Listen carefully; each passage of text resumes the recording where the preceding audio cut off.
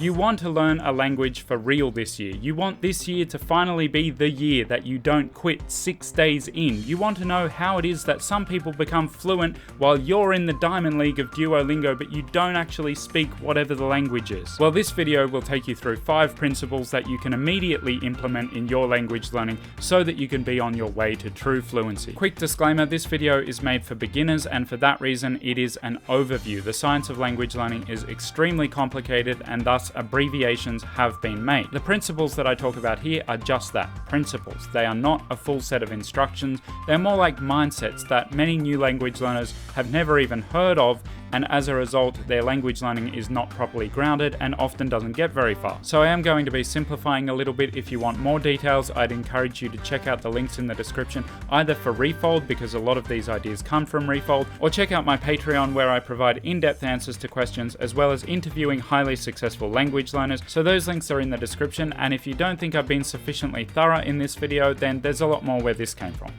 Nu kör vi!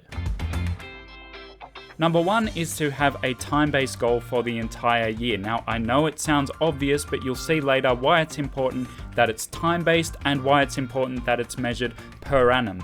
Please, please, please, please do not have a goal that is something like, I want to be able to order in Spanish at a restaurant. Particularly not if you mean like a Chinese restaurant, because that doesn't even make sense. Those sorts of goals rarely work, because what are the steps that you need to take in order to achieve that goal? How would you know whether you're moving towards that or not? In fact, you could achieve that goal but have learnt hardly any Spanish at all. And at this you might be thinking, but that is my goal. I need that in order to be motivated to keep going. And that is fine, but that is a motivating factor in that case. It's not a goal. A goal is something that you aim for, and that's far too vague to aim for. So instead, your goal should sound something like, I want to spend 400 hours in Spanish this year, which will lead me towards being able to have conversations with my Mexican friends. Number 2 is very closely linked with number 1. In fact, all 5 of these kind of assume implementation of the other 4. So this one may sound strange at first, but bear with me. Set a very reasonable time goal for the year, and then use the first month to overachieve on that goal. What I mean by that is, let's say that you're fairly sure you can manage 400 hours in the year. Now, it's not tons, but it's a good starting point for your first year.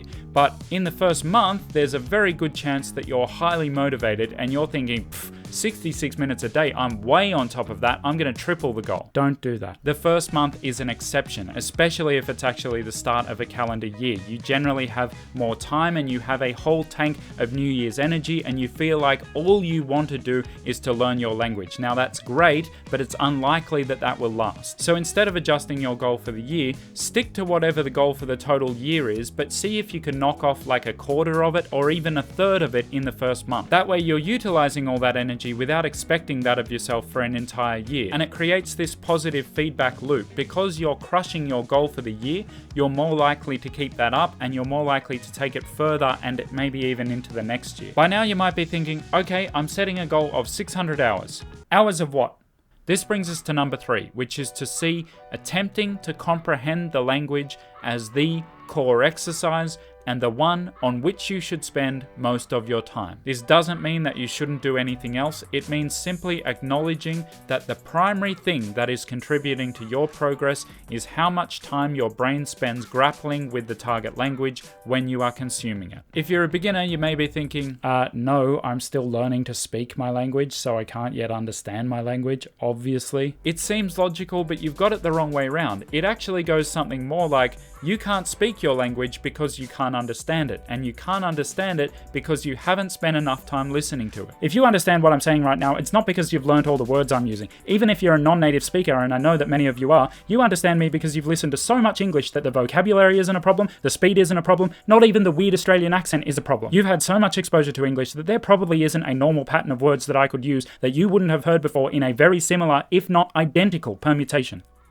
That is the goal in a new language, and for that reason, activities that can speed up comprehension, like learning the most common verbs or the conjugation patterns, etc., can be useful, but only within the context of aiding the core exercise, which is to comprehend the language, so that that exercise is easier, more enjoyable, and offers more benefit per hour spent. If you treat those assisting exercises as main exercises, then your journey to fluency will be so slow that you're not gonna make it. Comprehending and attempting to increase comprehension of your new language is where you want to spend the bulk of your time. Now, in my opinion, there is one app that promotes this kind of learning far better than any other, and it is Speakly. It's heavily based on the idea of implicit learning through a lot of exposure to the target language. And as you go through the exercises, it opens up more and more of these listening tasks. And the listening tasks are challenging and encourage multiple listenings, which I love. Speakly is legitimately the first app that I've seen that's moving away from the idea that you can be taught a language by just being told information about it. Now, I do have an affiliate code for Speakly, but I asked them for that when I saw how much I liked the app. But of course, you can check it out totally for free, see if you like it. If you decide it's not for you, then you won't pay anything. If you decide that you do like it, then you can get 40% off any plan using the code in the description. But whatever you use, I want you to adopt the mindset that comprehending the language is your core exercise. Remember that all of these things go together, so it might make more sense when you've seen them all, and it may even be a good idea if you're finding this very counterintuitive or hard to follow to watch this video again. Yes, I know it sounds like that's for the algorithm, but I've never told anyone to do that before, and if you don't want to do it, then you're not going to do it. Doesn't matter. Number 4 is to use a mixture of familiar and unfamiliar material. I said that you should view the core exercise as comprehending and increasing your comprehension of the target language, but I won't lie to you, this is hard. It's what the Swedes would call workish. Like lately, I've been learning a little bit of Russian. Like a little bit. And because of what I've been talking about here, I put on an audiobook in Russian, and I found that like every 15 to 20 seconds, I could make out a word. For me, that's totally okay because I'm at peace with the fact that I can't understand Russian. I don't claim to be a Russian speaker. But for people who have the idea that they can learn a language from a course or a textbook or something, they find this experience very jarring, and they assume that if they can't understand what they're listening to, then it's offering them no benefit, which is untrue, but it's just a very uncomfortable experience for people. So to help mitigate some of that unpleasantness, it's a good idea to do things like watch shows and movies that you've already seen, or listen to audiobooks that you've already read, but this time in the target language. Kids shows, and in particular DreamWorks movies, are perfect for this because the animation is quite entertaining in itself, and they're generally available in tons of languages. If you can't see your language in the Netflix options, I've got a video about how to do that, or you can use a browser extension called Language Reactor, which will open up all the languages to you. Remember that taking in the language is where the magic happens, so it's really not possible to overdo this, especially in the first kind of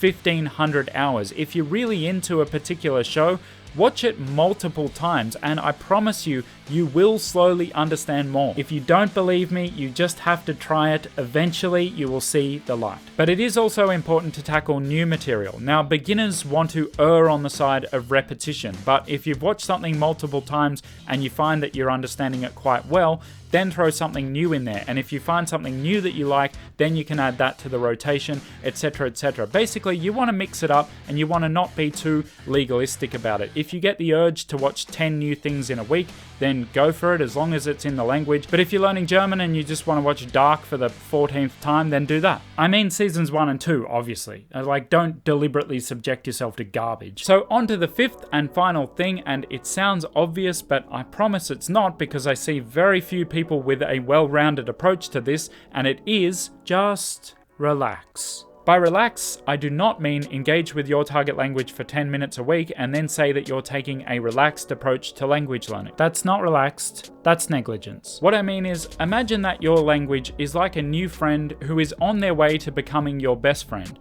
Now, in order to become best friends with them, you will need to spend a lot of time with them, and the more time the better, yes, but not so that you can be done with them all the sooner, so that spending time with them becomes so natural that you can't imagine not doing it. If you think that spending 10 hours a day for 2 years will make you fluent, well, yeah, it probably will, but you won't actually care when the time comes. You'll be so over it. Worst case scenario, you'll hate your language. Best case scenario, you'll have spent 2 years of your life doing something that it turns out that people are kind of impressed by. Look, please don't hear me giving you an excuse here to just not do anything, but one of the most well-rounded polyglots that I know says 2 things about this. 1, my languages are my friends. I hang out with them because I enjoy spending time with them. And 2, you're never really done done with a language. You're forever getting to know it more and more deeply. So I'm not saying slack off, I'm saying that there's no rush because this is a long-term relationship. So I hope you found this video helpful. If you did, leave me a comment letting me know. Ask any questions you may have, I'll do my best to reply to them. If you're watching this near to when it comes out, then Merry Christmas and Happy New Year. And if you're not, then happy whatever the date is whenever you exist. Person of the future, and you'll see me soon. Bye.